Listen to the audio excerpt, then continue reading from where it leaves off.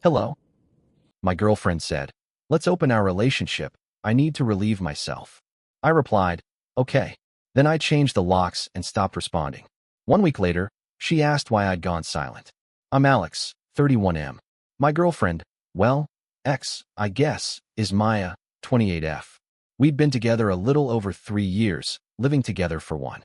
From the outside, we probably looked stable. Good jobs. Nice apartment. No explosive fights. But there was always this underlying tension, like I was constantly auditioning to be enough for her. Maya has a way of talking that makes everything sound like a critique. Not yelling. Worse. Calm. Sharp. Like she's explaining something obvious to a child. If I was tired after work, I lacked ambition. If I didn't feel like going out, I was boring lately. If I asked for reassurance, she'd sigh and say I was being needy. Last Thursday night, she dropped it casually while scrolling on her phone. I've been thinking, she said, not looking up. We should open the relationship. I need to relieve myself. That's the exact phrase she used. I laughed at first because it sounded ridiculous. When I realized she was serious, I asked her what she meant. She rolled her eyes and said she loved me but felt stifled, that monogamy was starting to feel unnatural, that she had needs, and it wasn't fair for me to expect her to suppress them. I asked if this was about someone specific. She shrugged. Does it matter? Then she added, you're welcome to see other people too, obviously, if you can. That last part was said with a little smirk. Something in me went very still. No anger. No panic. Just clarity. I realized this wasn't a conversation. It was a declaration she expected me to swallow. So I said, okay. Her head snapped up. Okay, what? Okay, I repeated. If that's what you want. She studied my face like she was waiting for the catch. When it didn't come, she smiled, kissed my cheek, and said, see, I knew you'd be mature about it. She went to stay at a friend's place that night to give me space to process. I didn't process anything. I made a decision. And by the time she came back, nothing was the same. She didn't come home that night, which I think was intentional. Maya has always believed absence creates pressure, that if she removed herself long enough, I'd spiral, overthink, and eventually cave into whatever she wanted just to restore normalcy. I didn't spiral. I slept. The next morning, I woke up earlier than usual, not because I was anxious, but because my brain felt quiet. No rehearsing arguments. No wondering if I was doing enough. Just silence and a very clear sense of what I was not going to tolerate anymore. I reread her text from the night before. I'm staying at Jess's. I think some space will help you process like an adult. That line did something to me. I showered, made coffee, and sat at the kitchen table looking around the apartment. Every piece of furniture was mine. The lease was in my name. Utilities too. Maya moved in after 6 months because, in her words, it just made sense financially. She never bothered changing anything over. Around 10 a.m., I called a locksmith. I didn't feel dramatic doing it. I felt methodical, like finally closing a door that had been slamming in the wind for years. The locksmith asked if it was urgent. I said yes. He was there by noon. While he worked, I boxed up her things. Not angrily. Carefully. Clothes folded. Shoes paired. Toiletries placed in a separate bag. It felt strangely respectful. More respect than I'd been given the night before. By the time he finished changing the locks, my phone buzzed. Maya, just matched with someone LOL. Guess this open thing is already working. I stared at the message. Not because it hurt, but because it confirmed everything. I didn't reply. I blocked her number. Then her socials. Then her email. I stacked her boxes neatly by the door and went out for a walk like it was any other day. For the first time since we started dating, I wasn't waiting for her reaction. I was done reacting altogether. She didn't notice right away. That came later. It took about 48 hours for the silence to register. I know this because Maya is not subtle when she doesn't get a response. Normally, if I didn't reply within an hour, she'd send a follow-up, something sarcastic like busy or guess you're ignoring me now. If that didn't work, she'd escalate. Memes, voice notes, calls she'd hang up before I could answer, just to make a point. This time, there was nothing. By Saturday afternoon, she tried emailing me. Hey, why aren't you responding? This isn't funny. I didn't open it. An hour later, another one came through. Did you seriously block me? We agreed to be open, not broken up. That wording annoyed me more than I expected. We agreed. As if I hadn't been cornered into accepting something she clearly already planned to act on. Around 6 p.m., my building's front desk called. There's a woman here asking to be let up to your apartment, the receptionist said carefully. She says she lives there. I told them she didn't. 10 minutes later, my phone lit up with a notification from an unknown number. Maya. What the hell, Alex? Why won't my key work? I imagined her standing in the hallway, arms crossed, foot tapping, already rehearsing the argument where I was the villain. The one where she explained, loudly, how unreasonable I was being. I didn't respond. She knocked. Hard. I watched through the peephole as she tried the handle again, then knocked louder, then checked her phone like it was betraying her. Alex. She called out. Open the door. Don't be dramatic. That word. Dramatic. The same one she used every time I reacted to something she did. I stayed quiet. Eventually, her knocking turned into pounding. Then it stopped. I thought that was it. It wasn't. An hour later, another email came through. Okay, seriously. Why have you gone completely silent? That was the first time she sounded unsure. And I realized something important in that moment. She wasn't angry because I changed the locks.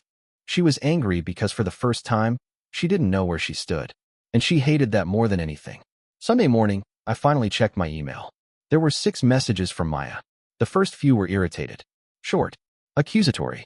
By the last one, the tone had shifted so hard it almost gave me whiplash. I don't understand what's happening. You're being really cruel right now. Can you at least explain why you're acting like this? Explain. That word used to trap me every time. She'd do something outrageous, then demand an explanation for why I was hurt by it, like my reaction was the real offense. I closed the laptop without replying. Around noon, my friend Ben called. He didn't even bother with small talk.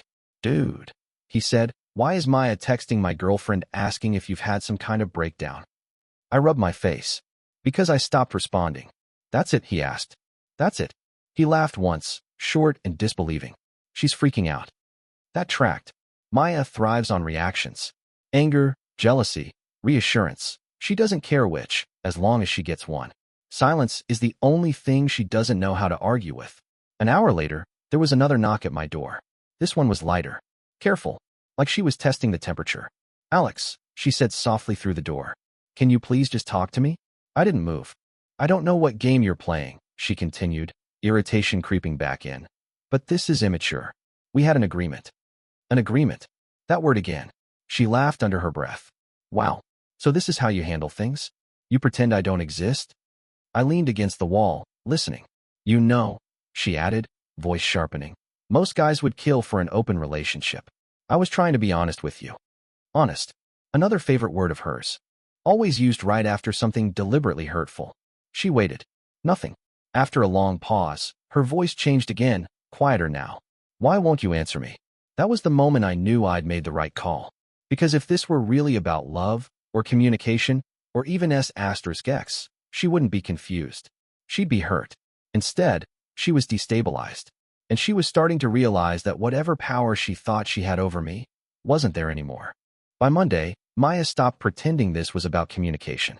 The messages shifted from confused to aggressive again, like she'd decided fear wasn't working and defaulted back to what usually did. She tried calling from a coworker's phone. I know because the caller ID popped up with a name I didn't recognize, and the voicemail that followed was unmistakably her. Answer the phone, she snapped. This is insane. You don't get to just disappear because you're uncomfortable. Uncomfortable. I listened to that voicemail twice.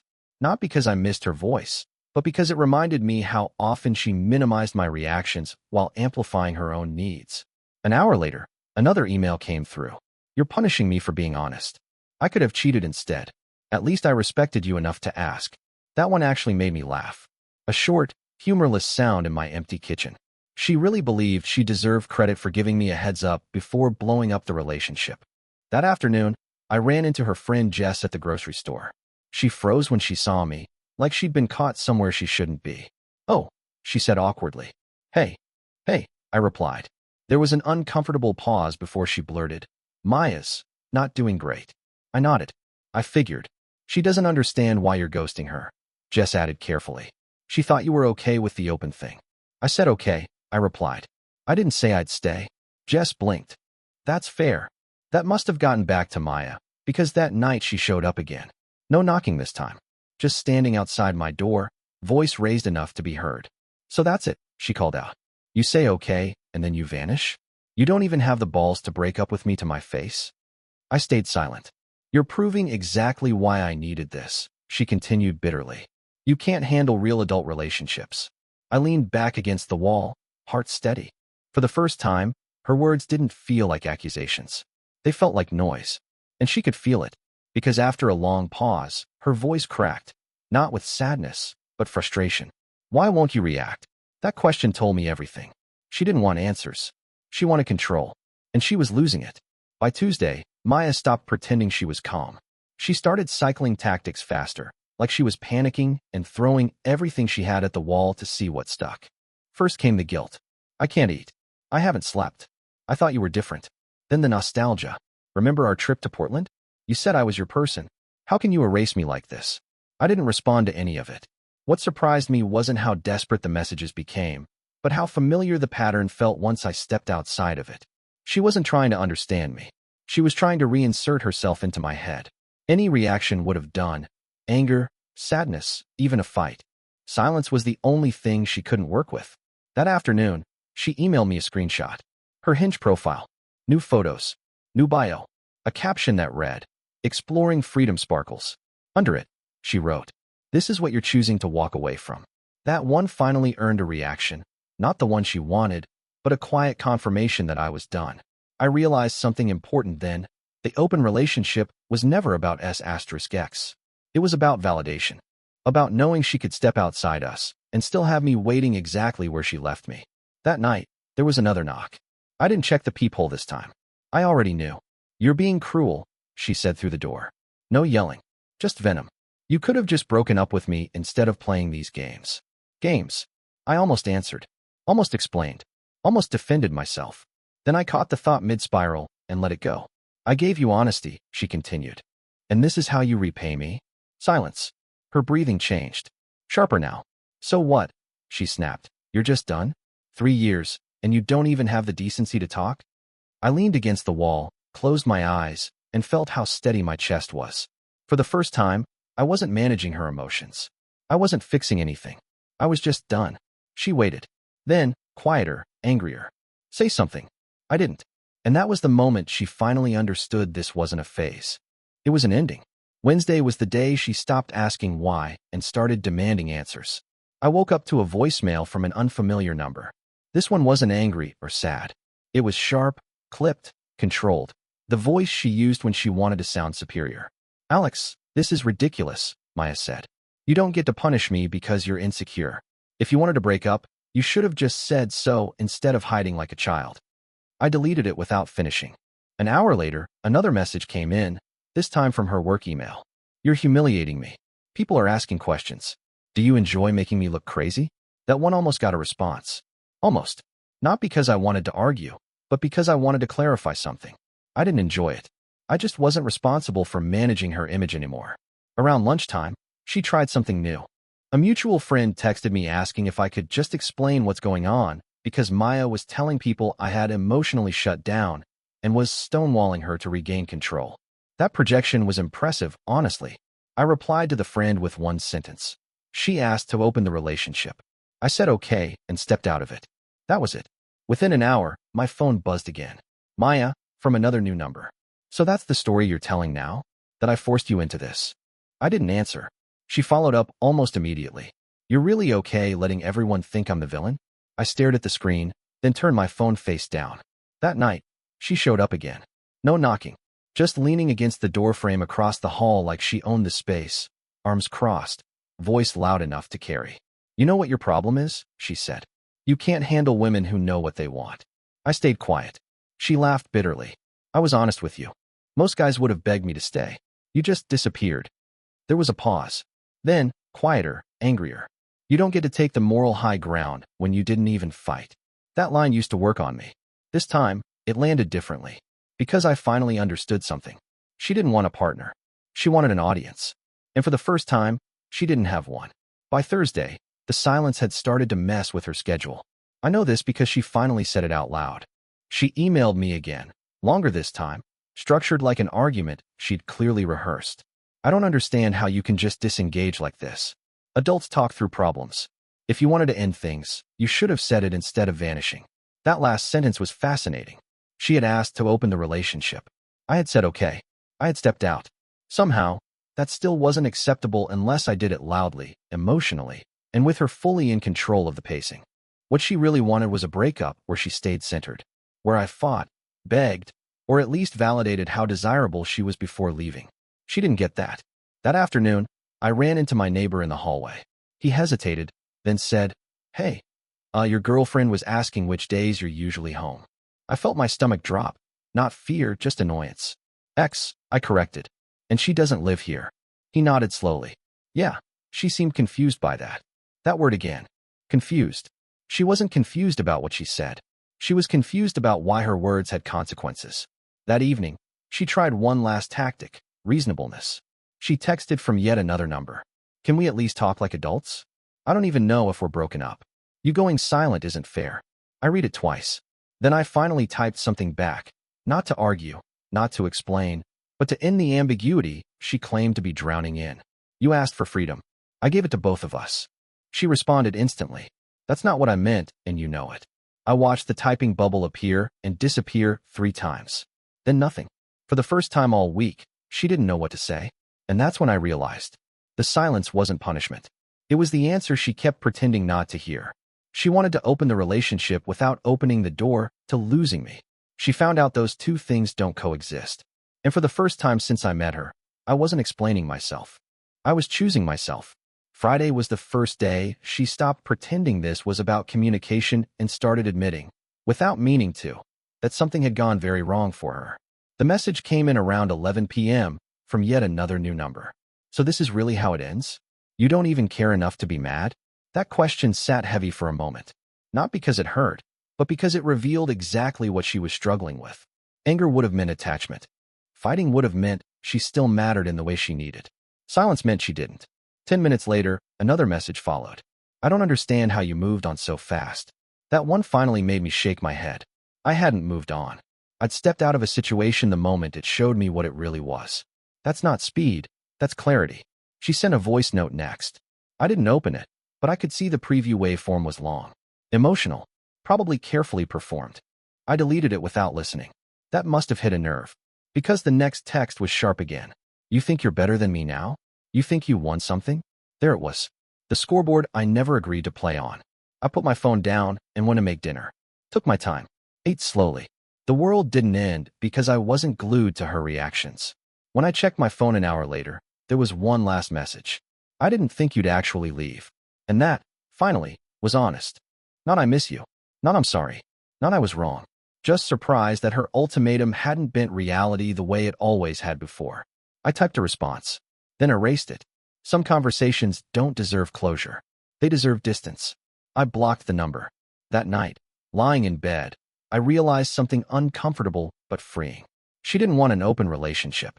She wanted reassurance that she could want anything and still never lose me. And once that illusion broke, everything else unraveled with it.